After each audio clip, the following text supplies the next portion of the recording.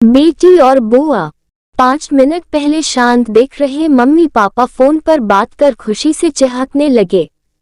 Dining room में नाश्ता कर रहे अपने बहू और बेटे के पास आकर बोले, कल सुधा आ रही है, अभी अभी फोन पर बात हुई है, समाधि भी साथ आएंगे।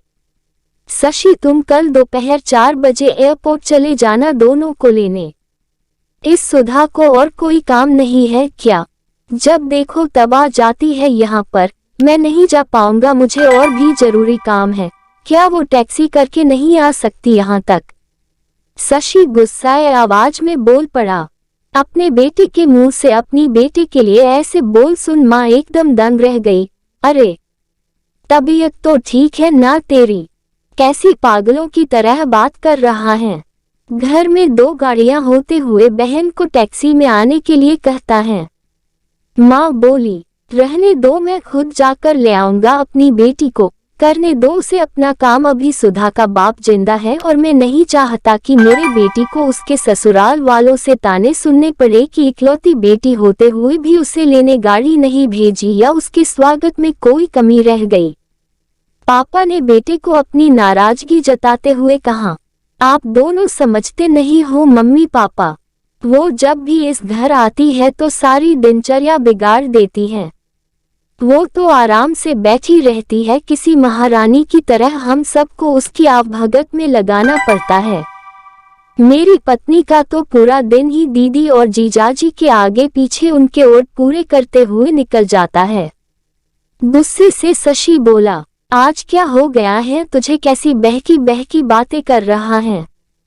बहन है तेरी, कोई पराई तो नहीं है। अब क्या है उसका इस घर में? शादी में दे दिया था ना हमने जितना देना था, फिर क्यों चली आती है बार बार यहाँ पर? और हर बार बैग भर भर कर लेकर जाती है वो अलग। आपको समझना चाहिए वो सिर्फ हमें लूटने आती है और कुछ नहीं। शशि ने तंज कसते हुए कहा, तुझे क्या, अगर वो यहाँ से थोड़ा कुछ ले जाती है तो? ये सब मेरी मेहनत की कमाई है और मैं जो चाहूँ करूँ, चाहूँ तो पूरा सुधा को दे दूँ।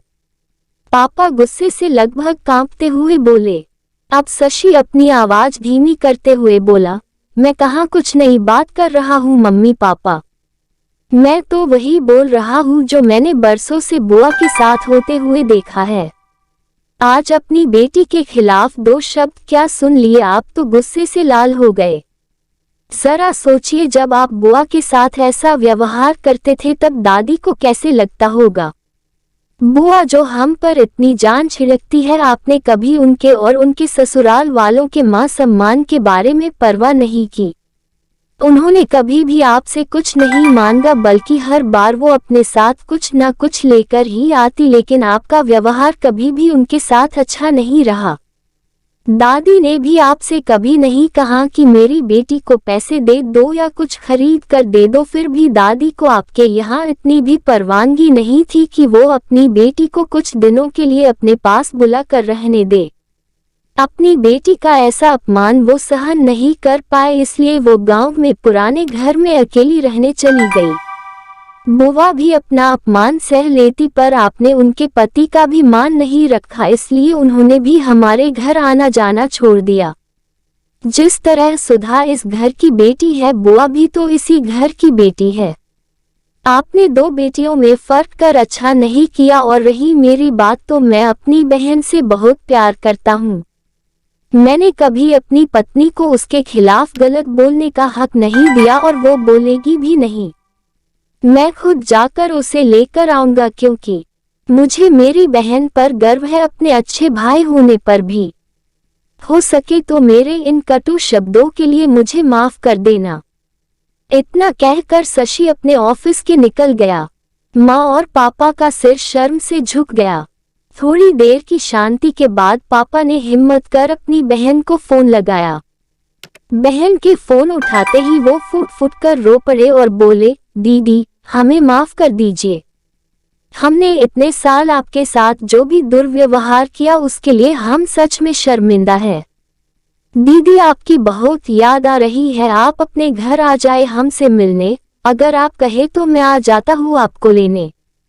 दूसरी तरफ दीदी भी रो रही थी। वो भाई के इन थोड़े से ही शब्दों से पिघल गई थी। वो बोली, मैं तुमसे नाराज नहीं हूँ भैया, मैं जीजाजी को सारी बात बताकर जरूर आऊंगी।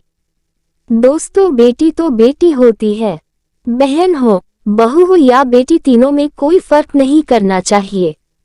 इन्हीं से घर की शोभा होती है और इन्हीं से घर खुशियों से भरा रहता है।